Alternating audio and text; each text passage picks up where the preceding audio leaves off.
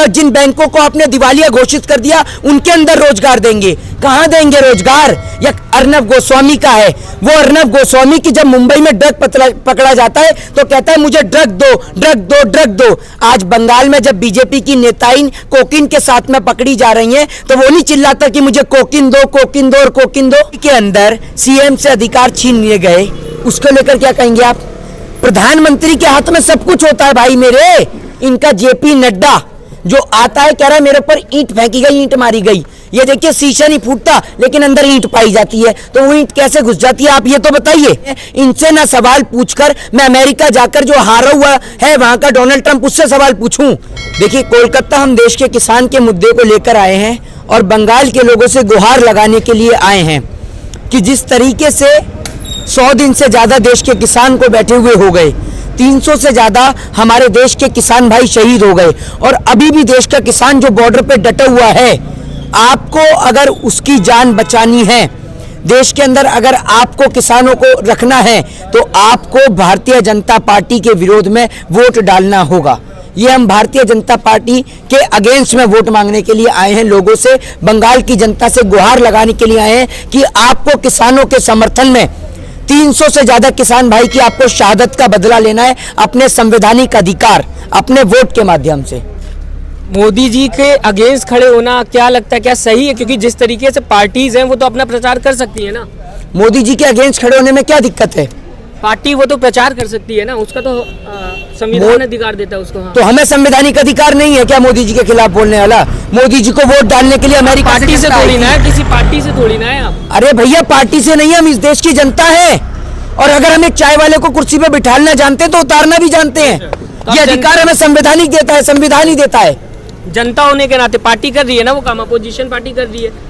भैया एक बात मुझे बताइए, अपोजिशन पार्टी करे या ना करे, लेकिन हम इस देश की जनता है और कोई भी पार्टी हो, चाहे वो किसी भी पॉलिटिकल पार्टी हो, कोई भी राजनीतिक पार्टी हो, जो देश में किसान को परेशान करेगी, देश में महिलाओं की, बहन बेटियों की इज्जत आबरू को सुरक्षित नहीं रख पाएगी, जाति और धर्म के नाम पे लोगों को बांटेगी, हिंदू और मुस्लिम कर लोगों के बीच में लड़ाई और दंगे फसाद कराएगी और शिक्षा और स्वास्थ्य के नाम पर वोट नहीं मांगेगी, हम उसका विरोध करेंगे।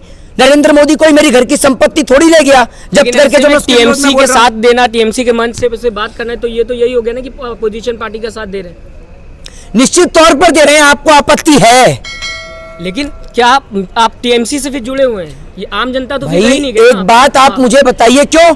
जो भारतीय जनता पार्टी को हराएगा, जो भी भारतीय जनता पार्टी को हराएगा हम उसका साथ देंगे।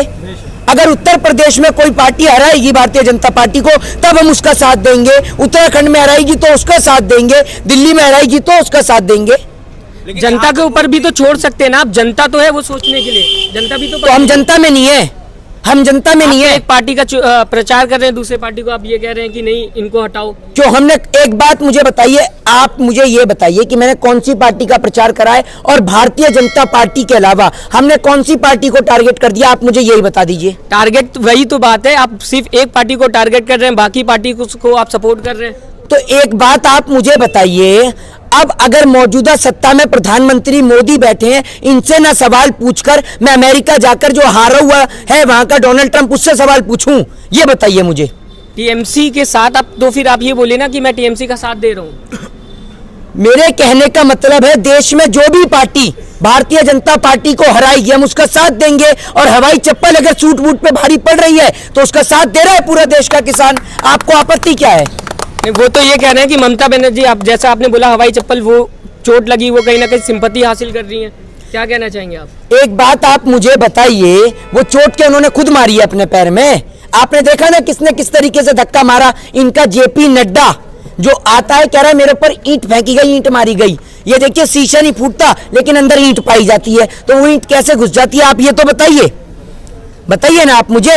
जब आप रोकर कहते हैं कि मैं फकीर हूं, मैंने 35 साल भीख मांगी है, मैं गरीब हूं, तब आप क्या कहते हैं? ये तब सिंपैथी नहीं है। आप करें तो डांस और दूसरा करे तो मुजरा, यही कह रहे हैं आप।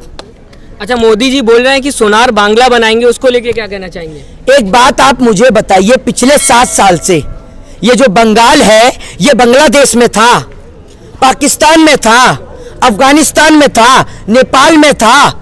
पिछले 7 साल से 2 योजना बता दीजिए जो बंगाल के लिए बनाई हूं। वो तो बताइए ना यहाँ आप की मुझे। सरकार करेगी ना, सेंट्रल गवर्नमेंट को मौका कहाँ वाह मिला? वाह, हर स्टेट में एक अलग प्रधानमंत्री होता है क्या?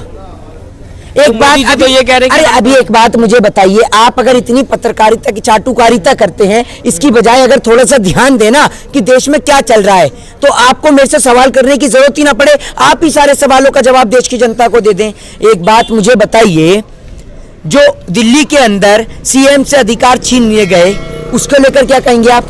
प्रधानमंत्री के हाथ में सब कुछ होता है भाई मेरे। प्रधानमंत्री ने अगर बंगाल में कह दिया कि यहां पर 4 नए स्कूल बनेंगे, तो मजाल है किसी का कि कोई स्टेट गवर्नमेंट रोक के दिखा दे। प्रधानमंत्री ने कह दिया कि बंगाल में 2 नए एम्स बनेंगे, मजाल है कोई रोक के दिखा दे। पर प्रधानमंत्री मोदी तो हर 6 महीने में ले आते हैं, हिंदू खतरे में है, हिंदू खतरे में है, हिंदू खतरे में है। जबकि न इस देश के अंदर हिंदू खतरे में है, न मुस्लिम खतरे में, न सिख खतरे में, न ईसाई खतरे में है। खतरे में है तो फर्जी धर्म के ठेकेदारों की कुर्सी। राम, मैं भी हिंदू हूं, मेरी और देश के 133 करोड़ जनता की आस्था का प्रतीक है, चाहे वो हिंदू हो, मुस्लिम हो, सिख हो, चाहे ईसाई हो, सभी की आस्था का प्रतीक है राम। और राम कभी खतरे में नहीं आ सकते, बल्कि जब हम खतरे में होते हैं तो उस राम के दरवाजे पे जाकर उससे खतरे से निकलने की गुहार मांगते हैं, भीख मांगते हैं, और आप उस राम को खतरे में ला देते हैं चुनाव के लिए। अब तो बात मुद्दे की हो रही ना, अब तो रोजगार की बात हो रही है। अब तो कह रहे हैं ना कि 2 लाख रोजगार अगर हम जीतते तो देंगे। कहां से देंगे? उस बिकते हुए रेलवे के अंदर आप रोजगार देंगे, या जिन बैंकों को आपने दिवालिया घोषित कर दिया उनके अंदर रोजगार देंगे? कहां देंगे रोजगार? या खत्म हुए बीएसएनएल में देंगे, या एमटीएनएल में देंगे? कहां देंगे रोजगार? बिकते हुए एयर इंडिया में देंगे क्या? किसमें देंगे रोजगार, ये तो बताइए। कोई जगह दिख प्राइवेटाइजेशन रही हो रहा है? है उसमें देंगे, शायद प्राइवेटाइजेशन हो रहा है उसमें देंगे। आपके घर का प्राइवेटाइजेशन कर दूं आपके घर का प्राइवेटाइजेशन। आज भी सुनिए आप, अगर प्राइवेटाइजेशन इन्होंने कर दिया ना, तो वो जो गरीब आदमी है, जो पिता अपनी सारी जीवन भर की मेहनत और मजदूरी करके अपने बेटे को पढ़ाता है, वो कभी अपने बच्चे को मल्टीनेशनल कंपनी में जॉब पे नहीं लगा पाएगा, वो कभी अपने बच्चे को आईएएस पीसीएस क्लियर नहीं करा पाएगा। क्योंकि अगर आपने प्राइवेटाइजेशन कर दिया तो शिक्षा सिर्फ मात्र चंद उद्योगपतियों की बन के रह जाएगी, देश मात्र चंद उद्योगपतियों का बन के रह जाएगा।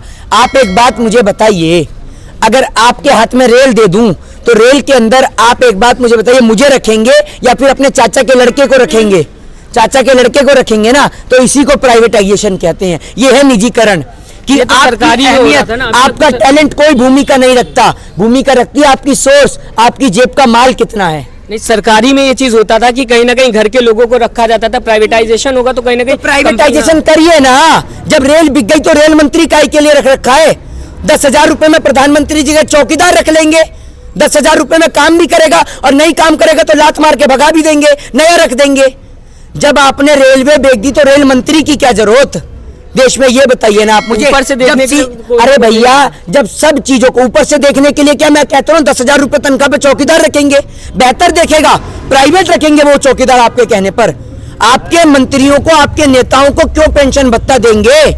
क्यों देंगे ने बिना बात की पेंशन? जब कोई काम ही नहीं कर रही है तो पेंशन काय बात की? देखरेख के लिए 10,000 नहीं तो 12,000 रुपए में मिलेगा कोई ना कोई चौकीदार, मिलेगा बेहतर। अभी बात करेंगे ममता बनर्जी के पैर में चोट लगी, उसके बाद ये भी बयान आया अमित शाह की तरफ से कि 2 तारीख के बाद ममता दीदी साफ, क्या कहना चाहेंगे उसको लेके? देखिए ऐसा है, 2 तारीख को कौन साफ होगा ये तो पता चलेगी, समझ रहे? अभी आप ये देखिए, जैसे अंधभक्त चिल्लाते थे ना, मोदी मोदी मोदी, अब आप ये समझिए मोदी जी की धोदी धोदी धोदी, ये चिल्लाएगी देश की जनता। अब वो तो वहां कह रहे अपने 200 वोट के माध्यम से धोने वाली है। 200 सीट के घर के अंदर ईवीएम रख रखा है आपने, कि घर के अंदर सारे नेताओं से, मंत्रियों से, आरएसएस के कार्यालय वालों से वोट डलवाएंगे। 200 सीट कहां से आ रही हैं? 200 सीट आपकी 8 से 18 हो सकती हैं, 18 से 36 हो सकती हैं, है? कैसे हो जाएंगी 200, बताइए ना आप मुझे। दावा कर रहे हैं वो बहुत ज्यादा, वो अमित शाह भी बोल रहे हैं लगातार कि हम यहाँ पे उतरे, यहाँ की जनता चाहती है 10-12 मीडिया के भांड पत्रकारों को क्या सर पे आपने उतार दिया सड़क पे? अपने बाप का हिंदुस्तान समझ लिया कि जहां मर्जी सरकार बना देंगे आप, है? आपके दलाल पत्रकार क्या सड़क पे उतर गए? वो दलाल पत्रकार जो मात्र चंद पैसों के खातिर अपना ईमान बेच देते हैं। एक बात मुझे बताइए, क्या देश में पत्रकारों के घर पर रेड नहीं होनी चाहिए? इनकम टैक्स की रेड सिर्फ जनता के घर पे होती है, नेताओं के घर पे होती है। वो पत्रकार जो 1 लाख 2 लाख रुपए महीना कमाता है, देखते देखते ऑडी, मर्सिडीज, लैम्बोर्गिनी और फरारी और जगुआर खरीद लेता है, ये पैसा कहां से आता है? वो पत्रकार जो एक चैनल में एंकरिंग कर रहा होता है, देखते देखते एक चैनल का मालिक बन जाता है, ये पैसा कहां से आता है? क्या इसकी इनकम टैक्स जांच नहीं होनी चाहिए? वो इसलिए नहीं होती क्योंकि पत्रकार और चैनलों को चलाने वाले सारे पत्रकारों में होड़ लगी पड़ी है कि कौन पहले राज्यसभा सांसद बने और कौन पहले क्रिकेट कंट्रोल बोर्ड में मेंबर बने। ये पत्रकार नहीं, ये देश के दलाल हैं, ये चाटुकारिता करने वाले लोग हैं, ये देश के पत्तल चाट पत्रकार हैं। देश की जनता तो देखती है, अगर बात करें मेन स्ट्रीम मीडिया की, तो मेन स्ट्रीम मीडिया सबसे आगे अपने आप को दिखाती है और देश की सबसे बड़ी मीडिया है। ऐसे में कैसे सवाल उठा सकते हैं आप? क्यों नहीं उठा सकते? क्यों नहीं उठा सकते? 90% लोग उन्हें देखते हैं। प्रधानमंत्री मोदी जी, उनके गृह मंत्री अमित शाह जी आए कभी एनडीटीवी पे अपना इंटरव्यू देने के लिए? क्यों नहीं आते? एनडीटीवी नेशनल चैनल नहीं है, दीजिए लाइव इंटरव्यू, पूरा देश सुनना चाहता है। आखिर हम भी तो देखें, डिग्रीधारी प्रधानमंत्री मोदी जी की डिग्री कितनी ताकतवर है, कितना ज्ञान है इनके पास, बताइए ना मुझे। वो उनकी वो कहीं ना कहीं निजी राय है कि वो एनडीटीवी पे नहीं आते, आज तक पे तो आए, वो आर भारत पे भी आए। वो आर भारत किसका चैनल है? वो थूकता है भारत के ब्रांड एम्बेसडर अर्नब गोस्वामी का है। वो अर्नब गोस्वामी की जब मुंबई में ड्रग पकड़ा जाता है तो कहता है मुझे ड्रग दो, ड्रग दो, ड्रग दो। आज बंगाल में जब बीजेपी की नेताइन कोकीन के साथ में पकड़ी जा रही हैं तो वो नहीं चिल्लाता कि मुझे कोकीन दो, कोकीन दो और कोकीन दो। आज क्यों नहीं बोलता वो? ये देश के भांड पत्रकार हैं, जैसे चंद सिक्कों के कातिर। आप ये समझिए कि रोड पर नाचने लगते हैं ना जैसे कुत्ते, आप उदाहरण के तौर पे समझिए, कुत्ते होटल के बाहर झूठी प्लेटों का इंतजार करते हैं, वही हालत इन्होंने कर दी। देश के मीडिया को देश का चौथा स्तंभ कहा जाता है और इन्होंने चौथे स्तंभ में जंग लगा दी। वो तो आप ये समझिए चौथा स्तंभ टिका हुआ है कुछ अच्छे पत्रकारों की बदौलत, वरना कब का गिर गया होता ये। और वो दिन दूर नहीं कि जब पत्रकार हाथ में माइक पकड़ के कहेंगे कि माँ की कसम खा रहा हूं, इस बार तो मैं सच्ची खबर दिखा रहा हूं, लेकिन किसी को आपकी बात पे यकीन नहीं होगा। ये भी लिख लीजिए। अच्छा, अब जिस तरीके से टीएमसी में ममता बनर्जी को चोट लगी है, अभी ये बीजेपी से बयान आया कि उनको बरमूडा पहन लेना चाहिए। एक औरत को इस तरीके का टिप्पणी करना बीजेपी के साइड से कितना सही लगता है आपको? ये निक्करधारियों को निक्कर से फुल पैंट क्या दी, पहले बहन बेटियों की जींस तक जाते हैं और उसके बाद लोगों को बताते हैं कि कौन क्या पहने।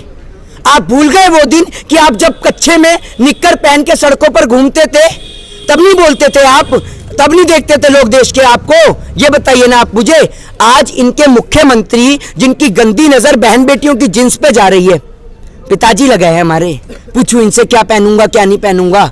आप बताएंगे लोगों का ड्रेसिंग स्टाइल, आप चेक करेंगे सिलेक्ट की लोग क्या पहनेंगे और क्या नहीं पहनेंगे, आपसे पूछ के पहनेंगे। ठेका ले लिया आपने, लोगों की अभिव्यक्ति छीनने का ठेका ले रखा है। लोकतंत्र की तो धज्जियां उड़ाते ही हैं, अभिव्यक्ति और छीनने लग गए हैं लोगों से। लोगों की आजादी है देश के अंदर कि लोग जो मर्जी पहने, आपकी तरह निक्कर पहन के तो नहीं घूम रहे ना कम से कम सड़क पे। अभी मोदी जी ने ये बात कही थी कि हम जो वहां से ऑफर रिलीज करते हैं वो स्टेट गवर्नमेंट यहाँ पे लोगों को देती नहीं है। आप सारी बात मोदी जी की सुनते हैं, गरीब जनता की भी सुनिए कुछ है। और आप एक बात मुझे ये बताइए, आपने कहा कि यहाँ लॉन्च नहीं होने देती, आपने कहा बंगाल में दिक्कत है, उत्तर प्रदेश में सबके पास अपने पर्सनल हेलीकॉप्टर है कि घर के बाहर से हेलीकॉप्टर लिया और उड़ गए? बताइए ना, है क्या पर्सनल? मुंडी क्या हिला रहे हैं? जवाब दो। मैं तो कह रहा हूँ उत्तर प्रदेश में नहीं है, तो फिर उसके बाद तो उत्तर प्रदेश का अपराधनाथ यहाँ क्या कर रहा है? तो यहाँ पे तो योगी नहीं आएंगे ना, वो तो वहाँ के सीएम है, यहाँ तो कोई और सीएम बनेगा। तो यहाँ अपना प्रचार क्यों करने आ रहे हैं? उत्तर प्रदेश बनाएंगे, बताइए ना, आप उससे पूछते क्यों नहीं है? वो बोल रहे हैं ना कि यहाँ पे कोई और सीएम आएगा, और यहाँ पे नॉर्मल सी बात है, अब योगी जी तो नहीं आएंगे। वो तो यहाँ पर कौन आएगा सीएम के तौर पे? वो तो दो मुआ कोबरा आएगा क्या?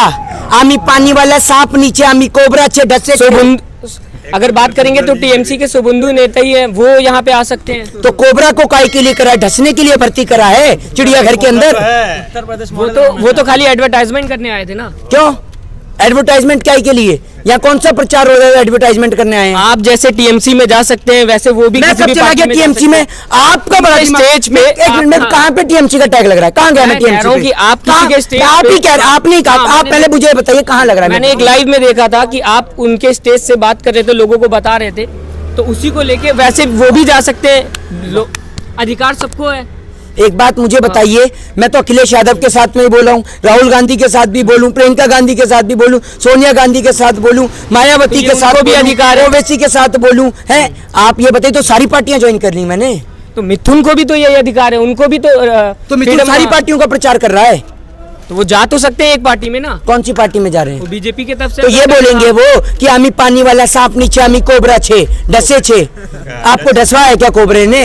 आपको डस लिया तभी आपको कोबरे का दिमाग आ गया है, समझ रहे हैं? कोबरे ने आपको दलाली दी है क्या? कुछ बंगाल में आया, कुछ दलाली दी है कोबरा ने आपको? बोलिए बताइए। यहाँ तो फिर काहे कितना दके आ रहे हैं भैया? कोबरा क्या अच्छा, आप आखिर में क्या कहना चाहेंगे, जिस तरीके से बीजेपी अभी यहाँ पे दावा कर रही है जीतने का और टीएमसी भी कह रही है कि हम कहीं ना कहीं जीत हासिल कर लेंगे, क्या कहना चाहेंगे आप आखिर में जनता से? भैया जिस तरीके से इनकी टैगलाइन थी कि बहुत हुआ महंगाई पे मार अब की बार मोदी सरकार, हाँ तो बहुत हुआ महंगाई पे मार अब की बार माफ कर दे यार।